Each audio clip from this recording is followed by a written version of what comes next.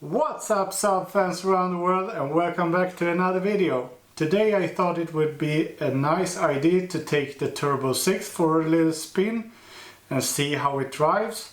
It was a while since I updated you guys and I have been doing some stuff to it. So I have got some new brakes all around the car. If you follow me on Instagram, then you know that the car has been upgraded with some slotted and drilled rotors together with some EBC red stuff, so ceramic brake pads, and in the beginning they are a little bit squeaky before they got broken in, so it's on that stage right now.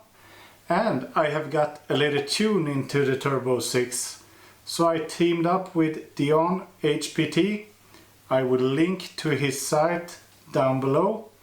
So I got a stage 1 tune for the Turbo 6, so it should produce around 330 horsepower and 480 newton meters of torque.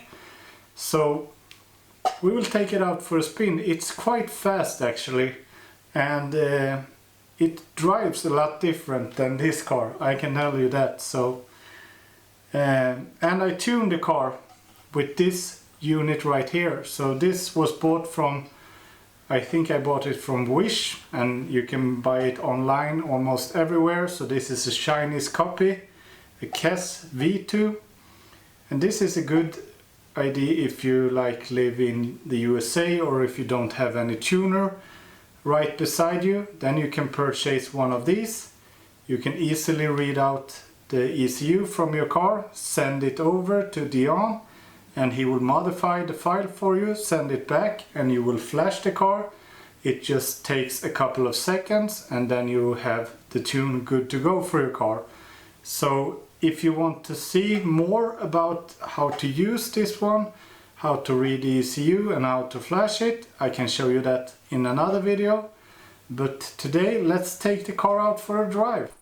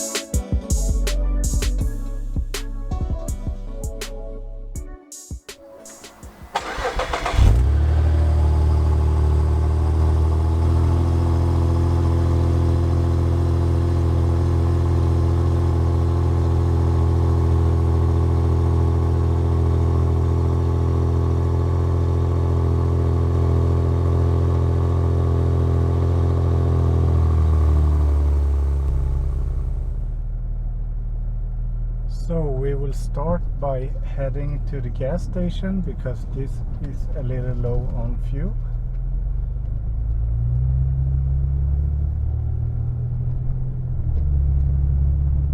So even though this car has the 21-inch wheels and low profile tires, it's actually driving really smooth.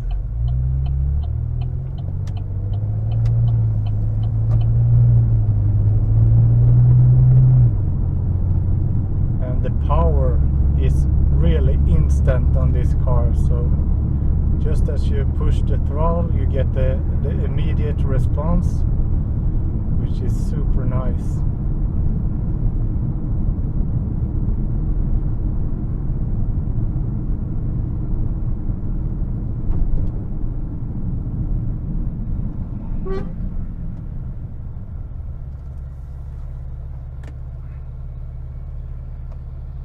So I often get this question if how it is to drive these cars, and it's a totally different story. It's nothing like another Saab you have driven. So I would say the closest thing you will get to this car is the NG93. Depending on the chassis, is almost the best one after the NG95. So even though they are not comparable at all, so this car is really big, really long, and you sit like pretty low down, and the sides of the windows are pretty high up, so you get this like really awesome like cockpit feeling to it. It's almost like driving a jet fighter. So, and together with the heads-up display, you get that total feeling. And even though the car is like above 5 meters long, you don't actually feel it when you drive the car. It's really nice to just drive around and cruise around with. And in this 2.8 liter V6, originally it's 300 horsepower and 400 newton meters of torque. It's actually really nice. So it's now we are at the gas station, so we are just going to fuel up if we find a spot that is ready.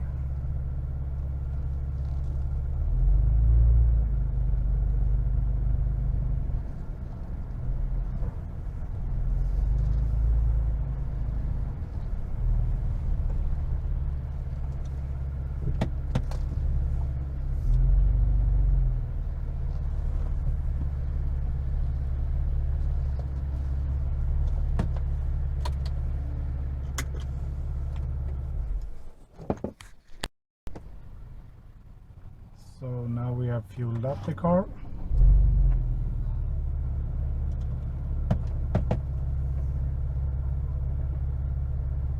It's so funny to drive around in this car because people are like staring and looking everywhere you go.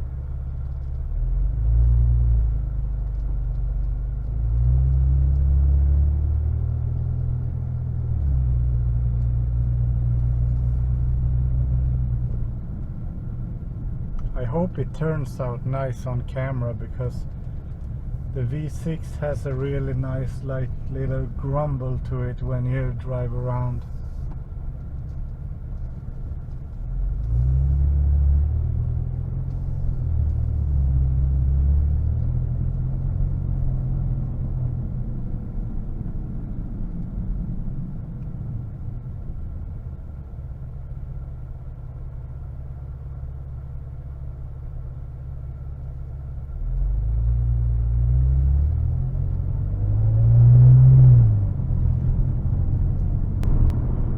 I thought we were going to a little closed area so I can put up the camera and we can do a couple pulls so you can hear the exhaust note.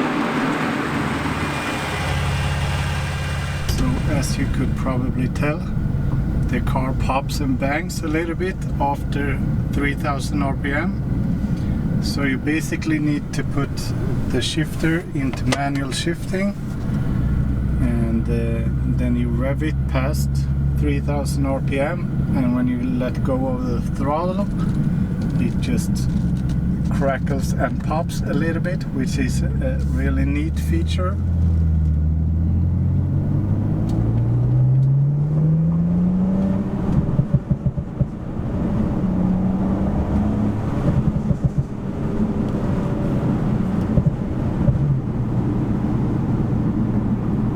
So it's definitely something you don't go around doing like all the time. So when you're in automatic mode, it doesn't do anything at all. It just drives as it should, and it's not a danger for the engine. So it's basically just for fun. Like, the engine isn't under any load or anything, and if you retard the ignition too much, then you will end up having problems. But a lot of automotive companies do these type of days. Like, you have like some pops and crackles at like many of the basic cars these days. Like, I don't know what example, but like Renault makes RS versions of their cars, and some of their cars are like this, like pops and crackles a little bit. So it's definitely nothing that is harming the engine if you don't overdo it. So I will do one more with this camera, and we should turn down the windows, see if we can hear it.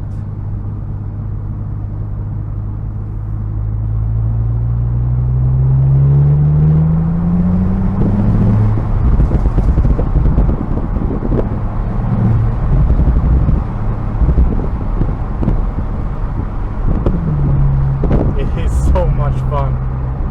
As I said, it's not harmful at all, but just so it's so childish, but still so fun. So you gotta have some fun in your life for sure. So before I did this, I thought it was just childish. People go around popping and banging, but still, it's so much fun.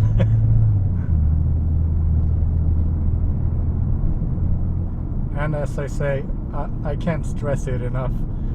So this right here, you can't just stand still and rev it and it will pop and bang. This is more like a natural pop and bang. So when you let go of the throttle and when you rev it past 3000 RPM, so it's completely safe, and it doesn't crackle and bang like all the time. If you're just going out shopping or whatever, it doesn't do anything. So it's 100% clean. So, and it's very like safe mode. So just a fun and neat feature, I think. So, and it's a good thing that it's not like activated all the time, because if you see at a lot of people standing still, revving like really hard, and it's pushing out flames and stuff like that, then you could be in some danger, because then you're adding super much fuel and igniting it really late, and you could harm the catalytic converter and eventually harm the engine as well. So your tuner really does to know his stuff before you do stuff like this. And usually like high horsepower cars do this by default, by having a larger exhaust. They just pops and crackles by the nature of the car. So Now it has started to rain a little bit also, so not so fun, but we should still make a little pull. As I said, this car is too nice and too expensive to be driving around like a little child and doing like burnouts and stuff. This is like a piece of history that needs to be saved, but the pressure of the car,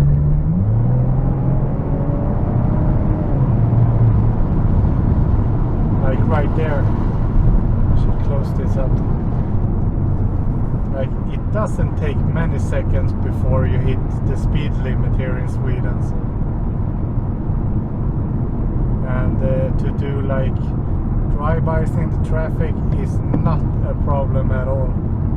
So with the tune I don't even have to put it into sport mode. So in this car we have the all-wheel drive or cross-wheel drive, and it has a drive sense system, so you can choose between comfort, intelligent and sport. So when you are in sport it revs a little bit higher, and the gearbox shifts a little bit faster. So as I said, this is with the modification done to the car, with the lowering springs and the exhaust and the tune.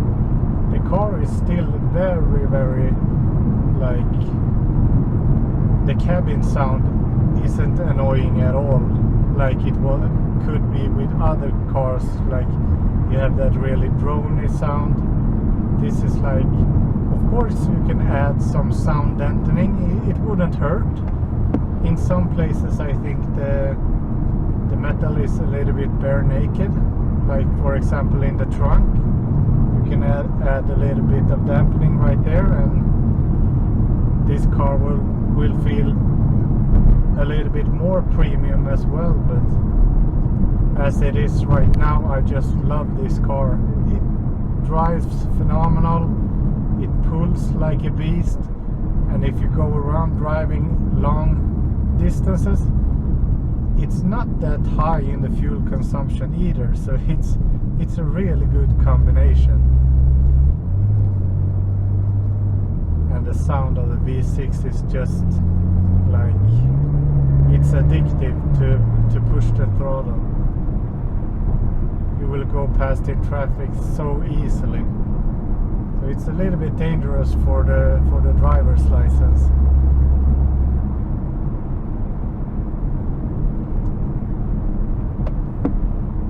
But yeah, I just washed the car before I went out, and now it has started to rain, so I think we will end the video there. I hope you enjoyed this content. Please give the video a like, please subscribe to the channel, it means a lot to me. And before I end this video, I should say that this car is not officially, but unofficially, it's for sale. So if you're interested in this car, this is like, it's not one of one, but in Sweden it's very unique, and in the world it's very unique as well. So it's only 4 cars produced in the entire world with this exact setup that this car has. The same specification, I should say. The setup is not exactly, the colors differ a little bit, so, but this car has almost like, not almost, it has all the options that you could choose from factory, and it has all the premium selection. So usually when I say that it's fully loaded, it has everything, then some wise guys say, yeah, but you don't have fans in the seats, and that is the lower option. The premium semi-aniline leather is the premium option and the most expensive, and the seats are really plush. They are like super soft to sit in, but at the same time they are sporty. So this is the best way to go, I would say. But some people prefer the fans, and I don't have anything against them, but due to the fans in the seats are not as soft as they could be. So I don't know, you be the judge, but I really love this car. And a lot of people ask, why do you sell it? And if I was a millionaire and if I had huge like storage, I would probably keep this car for life, because I think this particular car is like an investment. This is one of those cars that you could save and it will increase in value over time. I can tell you that, because this is one of the last generations and it's fully loaded with all the premium goodies. So you will not find a car like this. But as I said, I don't have the storage and I'm not a millionaire, so I need this car to go on to a new owner, and it really has to be a Saab enthusiast that really takes the car out for like sunny summer days, go out, eat some ice cream or whatever, and keep it still low mileage and keep it in great condition. So I really hope to find that person that are willing to pay the price for the car and is willing to take care of the car, because I bought this car, I have done what I want to do to it, and in my opinion it's like there is not much more that you could do or should do to this car. So it was bone stock when I bought it. Now it has a little bit open up exhaust, which is really good for the heat and the heat soak for the engine. It has the tune.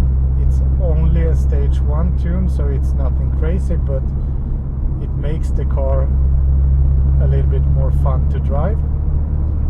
It has upgraded wheels, bigger wheels. It's a nice upgrade. It has the lowering kit, but it's only on lowering springs, so you still have all the features of the drive sense. And some tint added to it. We got the full Hirsch body kit, or Hirsch body kit, however you want to pronounce it. We got the aged bloom diffuser, and we got the tune style wing. So this car has it all, and it's in really nice condition as well. So as I said, and new brakes all the way around, so what more can you ask for?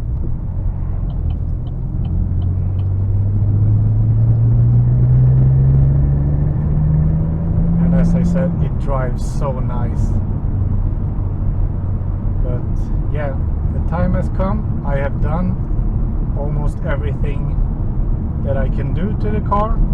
Now I have done a little driving video of the car, and if there is anything more you want to see with the car before I sell it, please let me know in the comments. But yeah, there is not much more content I can bring from this car. I will not make those videos like 5 of the best things or 5 of the worst things. I want to bring content, do new stuff, and improve all the time. So I will sell this car, but I will not leave the NG95 world, that's for sure. There is a new project coming up, but I need to unlock some money to be able to do those nice new projects, and I'm super excited about the new projects. So I have a deal going on, or we should say it's a deal pending, and I hope it really goes into luck. But as I said, this car needs to be sold first, and then we will do some really fun stuff. I can tell you that. Some really unique and some really fun stuff.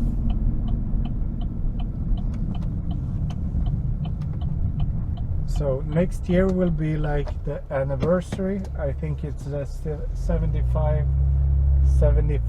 anniversary of Saab.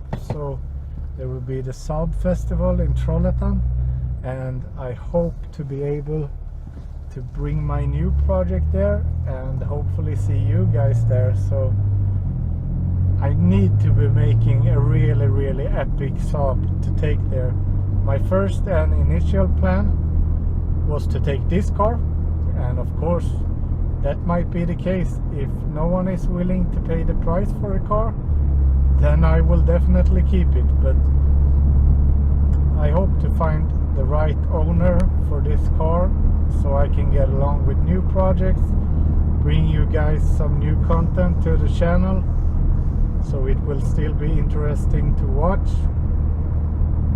But now I think I have talked way too long, so see you guys in the next video. Take care and keep your subs.